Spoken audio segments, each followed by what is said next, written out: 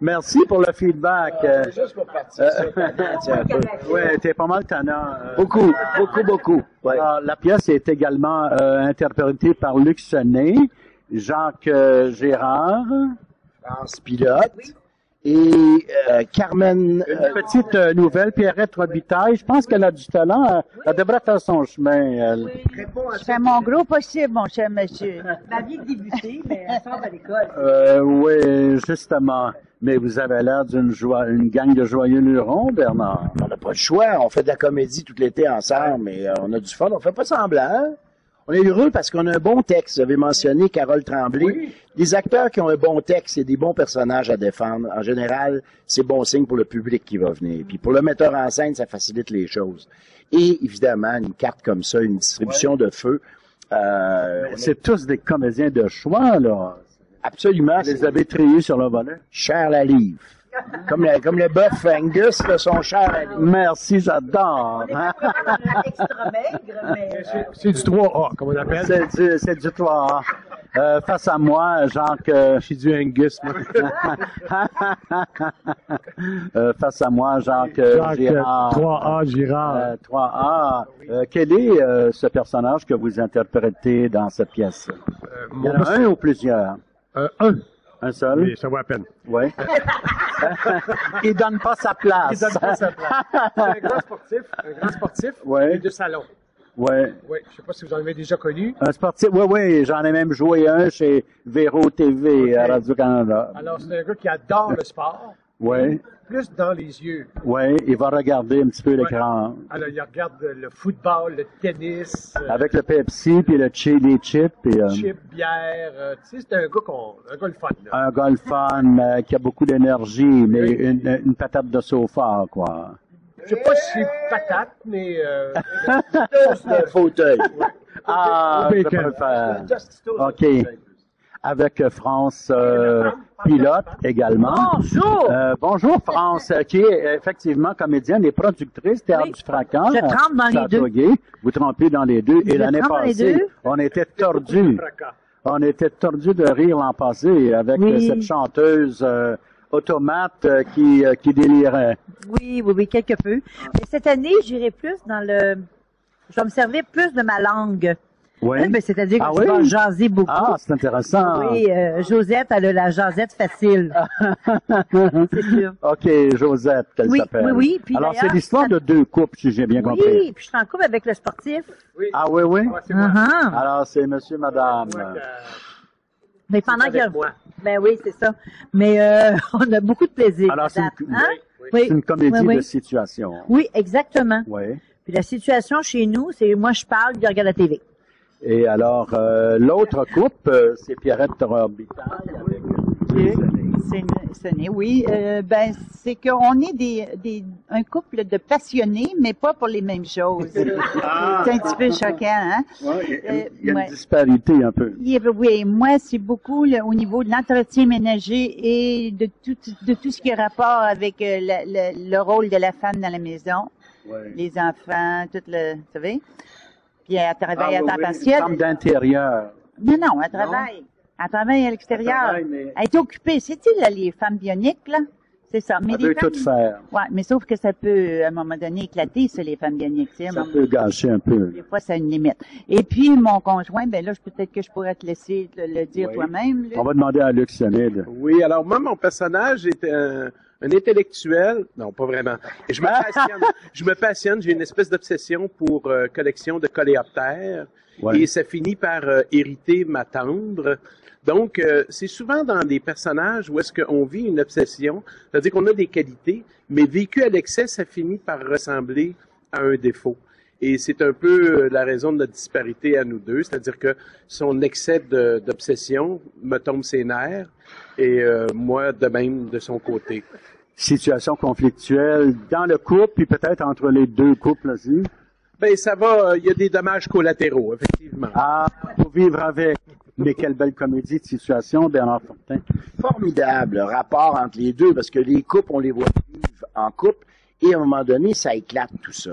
Ça se découd, ça se délasse. Ces deux sœurs, Pierrette et France, vivent avec ces deux énergumènes-là. Et cette fin de semaine donnée, le début de la fin de semaine commence un peu mal des deux côtés. Alors forcément, les deux filles vont se retrouver ensemble pour un peu se pleurer sur les épaules. Allô?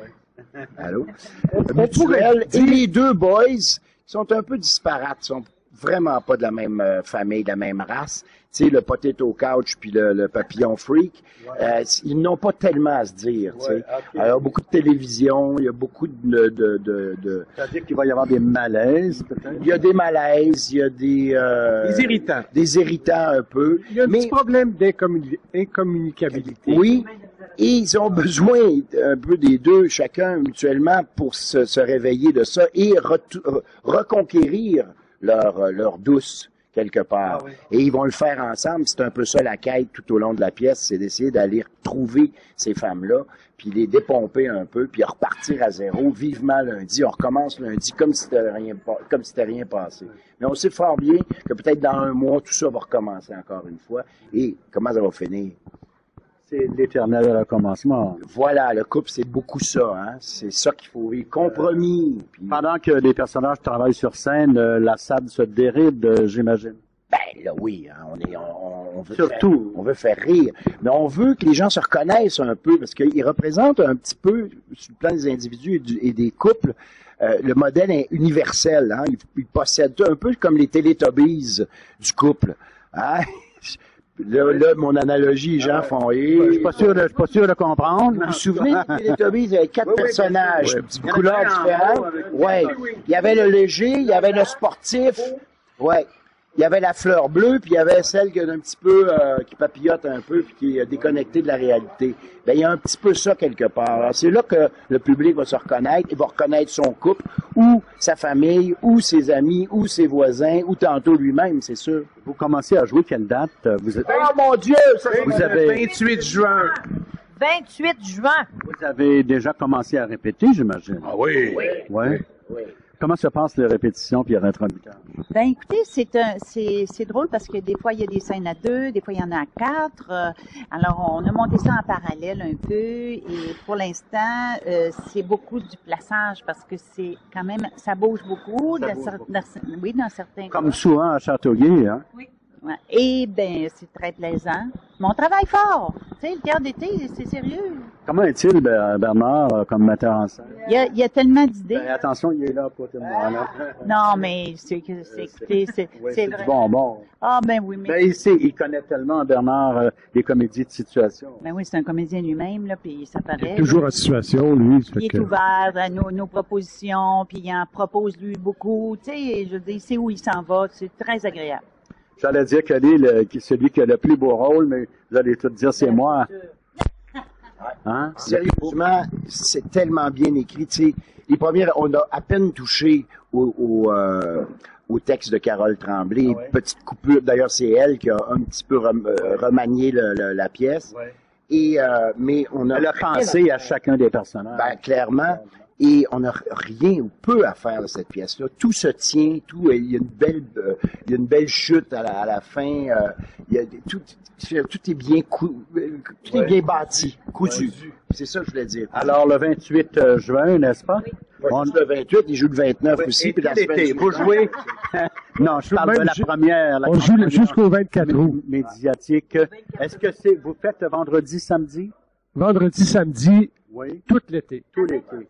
Et à 20h30. Cadeau, on peut l'annoncer quand même, mais si vous allez sur le site ou si vous tapez Vivement lundi dans votre moteur de recherche, on va vous amener vers une tournée aussi parce que en 2014, il y a déjà, on le dit, une trentaine de dates. Oui. Ils sont attendus partout, là. Oui, confirmé. Alors, il y a un buzz, là. Il y a un buzz. Alors, un rendez-vous, mesdames et messieurs, cet été. J'aurais une petite précision à faire. Oui, allez-y. Bon, je voulais dire, ils sont arrivés. Non, mais je voulais dire qu'avec la 30, ça va tellement bien se rendre à Châteauguay.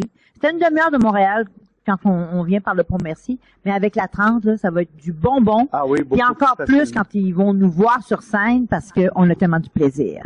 Tellement. Puis, curieusement, c'est un lieu qu'on ne connaît pas, Châteauguay, et c'est tellement beau, c'est sur le bord d'un lac. C'est magnifique, ça vaut vraiment la peine de se déplacer puis d'aller découvrir ce coin-là. Puis le théâtre est climatisé, superbe, formidable. Fait que ça vaut la peine de se rendre. Venez nous voir. Avec la faune et la flore tout autour, en bordure de la rivière Châteauguay. Alors, mesdames, messieurs, c'est un rendez-vous cet été à Châteauguay. Merci. Merci.